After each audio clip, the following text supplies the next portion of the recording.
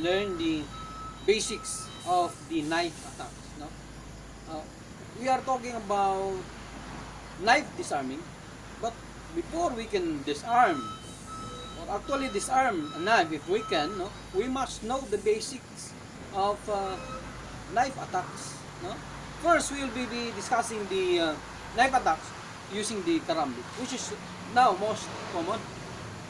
No, people watching the internet, they buy their own.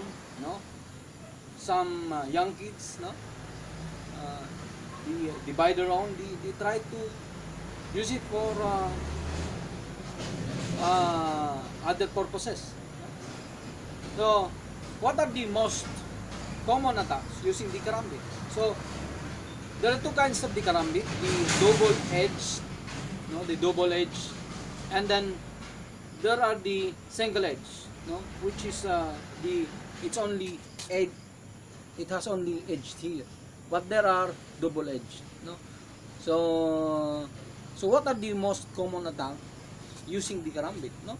So similar to the arnis or the baton, you have the forehand strikes, no, and you have the figure of 8 also continuously. Once you hit the opponent, no, he's still coming up, still coming forward, hit again, hit again, forehand, no.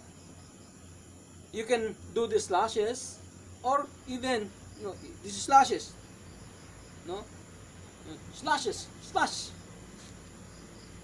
to the opponent, or you did the backhand, forehand, or the figure of 8, or the backhand. Here, you can do here, similar to the arnis or the baton, the cross, you know. So those are the offensive manner of using the baton.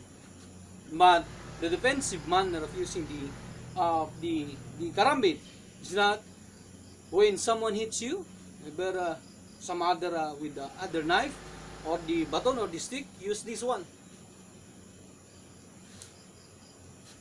This one to hook the hand, thereby damaging, because it is already bladed, damaging the hand, returning or cutting some veins. No, so we just talk on the offensive manner of using the karambit, so that we will be able to learn how to disarm the karambit. No, if we can disarm, no, how would we do? How would we be able to survive the enemy or the opponent attacking us using the karambit? No, so these are the most common. No, if it's single bladed, you also use this one, the inner blade, same, forehand slashes, this one, see. So it's the same with your baton, which we have discussed earlier.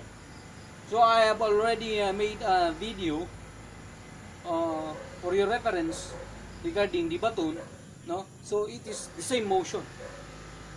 It is the same motion, but this is more complicated in such. And when you go deeper, using the karambit for a defense.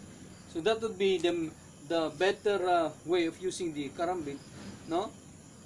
The defensive purposes of the karambit, no. Hook, thereby holding the hand, the opponent, no. You can return cutting the throat of the opponent. Hook, if he punches, catch the hand with the knife, locking it here. You can do slash locking. So that's the defensive manner of using your karambit, no. But it's not just easy to disarm the karambit if you are less educated in martial art. You have the strength, no. You don't have the skills, no. So it's not just easy to disarm the karambit, because it has a ring, no. It is perfectly in place in the hand of the opponent. So we must be aware of it. So before we go to the discussion of the knife disarming, we must have to first discuss the basic, even just the basic attacks using the knife. No, next knife would be either the switch knife or the some ordinary knives. No, so you have your switch knife. No, so the switch knife, no, can be held in this manner, the blade facing the opponent for slashing purposes. Slash, cross, cross. Similar to the baton, again, no? Downward slash. The figure of 8 slash, no? Backhand slashes, slash, slash. Diba? You can do the thrusting using the knife. When the opponent holds the knife like this, no? It is more on slashing attacks. No? When you stab the it could be used for stabbing, but the blade, no, so the pointed edge would be the danger, but the blade here you can easily, you have the basis of disarming. No, in case he holds the knife like this, then he's stabbing you with it, so it's safer at the top portion. No, so but these are the, if I use the knife, I'm not extending it. So how will you disarm it effectively? If the opponent, he grabs the hand, so it's not easy to disarm. If the knife, if the person is learned in using the knife, another manner of holding the knife is this one. No. So we discussed in the one of our subjects, no, in the crisis management, when the hostage taker, most hostage taker holds their victim like this, no, the knife in this manner, pointing to the neck the victim. It's more likely that the person is gonna hurt the victim.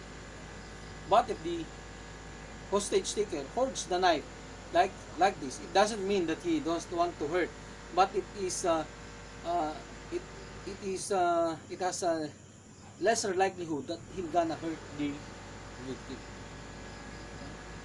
But if he holds the knife like this, there's a greater possibility of hurting the victim. That is on the hostage negotiation, which we will be discussing on one of your subject, the crisis management. No? So, if the person or the person holding the knife holds it like this, most often he do the stabbing. No? In the crime scene in which we are analyzing, no, some of the stabs, no, more often when the opponent or the victim is on the floor, the stabs are done in this manner. So these are the stabbing, no? Stabbing. So stab. And this is also dangerous. Once the opponent hold the knife like this, it also it can perform what the Karambit can do. It can hook hands. Hook your hand like that. When you punch, you catch the punch here. See? Similar with the Karambit. No? But on the ordinary cases which we are looking at, some of the crime incidents happening around our community, society, we often see person attacking other people with the kitchen knife, doing like this. See? So it's not useless for us to learn knife disarming or how to defend knife, no? Because we cannot say that it is useless to learn. It's better for us to have something for you. Better future law enforcement officers. It's better for you to put more on your arsenal. that in case of battle, you have something to bring out and do your perform your duty well, no? Not that it's not, you let us remove the mindset that in every time there's a police operation, you always pull your gun out, no? Being a police officer, we cannot. There are incidents we cannot, for in which we cannot use our firearm. Cases of domestic violence, or in which there are cases in which the the the attacker are mentally deranged individual. No, that we can disarm them if we are knowledgeable. So let us not limit our arsenal, or let us not limit our capability of serving the community. No? So this is not, it is not just useless for you to learn how to disarm, no? But before we will learn the disarming techniques, so how could we possibly, no, control a person holding the knife? We must be able to know the basics of the knife attacks.